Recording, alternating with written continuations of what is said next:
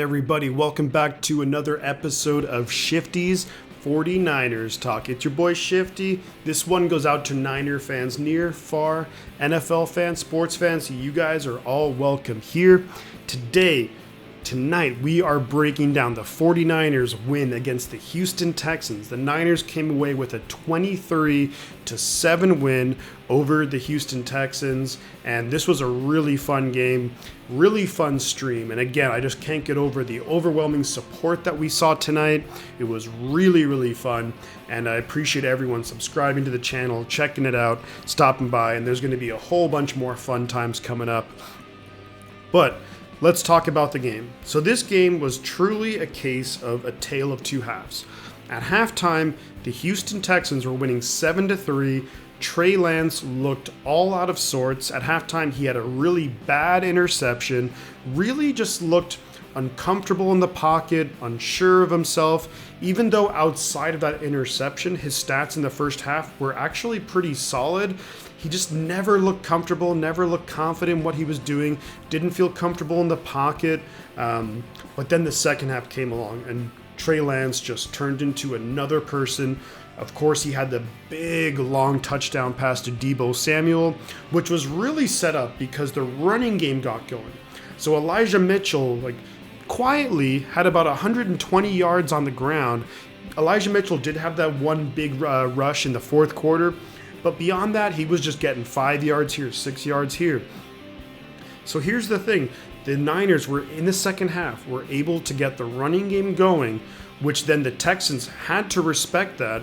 And then Trey Lance, on the play action to the running back, hits Deebo Samuel deep for a big touchdown. And that's what really iced the game. At that point, that made it 17-7, and it was basically game, set, and match.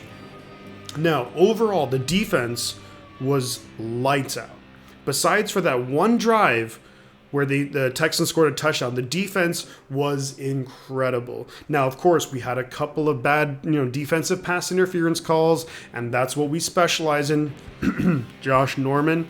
But here's the thing, Josh Norman got benched, and Dontae Johnson came in, and although he basically immediately gave up a defensive pass interference, he made some really nice plays down the stretch. So I think going forward, you're probably going to see Dontae Johnson and Ambry Thomas, a cornerback. Ambry Thomas almost logged his first career NFL interception. So overall, in the second half, the Niners, the offense was able to get into a rhythm. Trey Lance looked a lot more comfortable. I'm sure at halftime, Shanahan and Mike McDaniel and Trey Lance, and Rich Scangarello, talked about everything. What's going to make Trey feel comfortable? What are the play calls? What do we do? And they really executed a great game plan in the second half. Scored 14 points, didn't give up any. Again, in the second half, the Niners were actually able to get a bunch of pressure on Davis Mills. And the Houston Texans offensive line isn't that great, but good to see Ebukam had a couple of really big plays. Arden Key played really well. Fred Warner had a bunch of tackles. And then you had the split sack between, it was Eric Armstead and then Jordan Willis also had a sack. So some really good plays overall. Nick Bosa kind of relatively quiet again, but you know that the teams were really focusing on Bosa, so that allowed the other guys to get there and make their plays. Overall, though, really happy with their performance from Trey Lance, all things considered. Now, again, the first half was not good. Arguably borderline ugly for Trey Lance, but he really turned it around, really got into a rhythm. And at this point, I think you have to feel pretty confident if the 49ers do want to start Trey Lance at the Rams this coming Sunday. Well, that game might be moved to Saturday. But either way, I think you feel pretty comfortable with that matchup. Looking at that matchup, though, I think you probably start Garoppolo if he's healthy and if he's able to make all the throws and do everything. I think you start Garoppolo just because Garoppolo historically has had a lot of success against the Rams. But I'm actually feeling pretty good now if they feel like they need to put out Trey Lance. And I think he's going to be a guy who could really do well, coming in next season, the season after that. I think he's someone who's really going to develop into a really great quarterback. He's in a great system here with Kyle Shanahan. We've got great weapons with Kittle, with Deebo, with Ayuk. I have to give shout outs on the offense for a bunch of players. Kittle only had one catch, but that one catch, oh my God, that might have been the catch of the season. Not just for the Niners, not just for tight ends, but for maybe the NFL. Like, that catch was ridiculous. Debo, of course, hauled in a huge touchdown catch.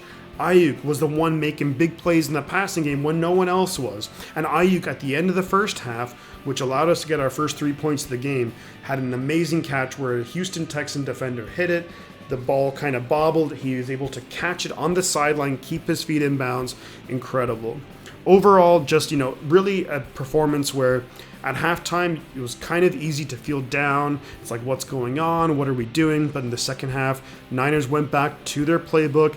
Elijah Mitchell was able to get those runs. We hit him on play action. The defense started making plays. Marcel Harris had a nice interception. And we started playing 49er football. And that's our recipe for winning. Run the ball well on first and second down. Hit him on play action. Defense, force sacks, turnovers. Do our thing. Unfortunately, special teams wasn't the best today, but could have been a lot worse compared to other games. So overall, really, really happy with the result. Even happier almost with the success of the stream and how much fun I had filming it and doing all that and interacting with everyone. And again, I can't get over the overwhelming support. It was just incredible to see. And I will be having a video coming out a little bit later this week. It's going to be my predictions for where I think the top quarterbacks are going to be traded to, where they're going to end up for the 2022 season. And then a little bit later in the week, I will be previewing the matchup against the LA Rams. So there's a lot of fun stuff here. Check it out. It's going to be a really good time. And really, guys, at this point, all I can say is thank you again for everything. And I'm going to catch y'all on the flip side.